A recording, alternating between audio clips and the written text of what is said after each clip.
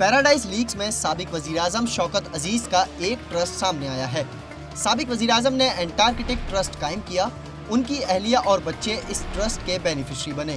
दस्तावेजात के मुताबिक वजीर खजाना बनने से कबल शौकत अजीज ने अमेरिका में ट्रस्ट कायम किया।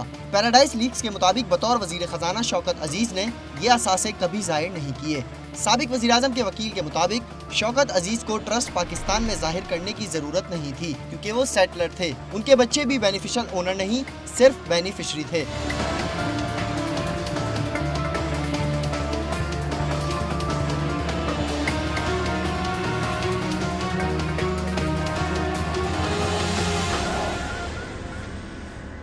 शौकत अजीज 1999 में वजीर खजाना मुकर्रर हुए। उन्होंने 28 अगस्त 2000 को पाकिस्तान में वज़ारत उज़्मा का मनसब संभाला और 15 नवंबर 2007 को वो ओहदे से सुबुकदोश हुए। NICL के साबिक चेयरमैन अयाज खान नियाजी के ब्रिटिश वर्जन आइलैंड में 4 ऑफशोर असासे सामने आए हैं।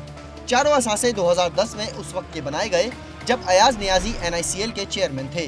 अयाज नियाजी के 2 भाई हुसैन खान नियाजी और मोहम्मद अली नियाजी बेनिफिशियल ओनर थे।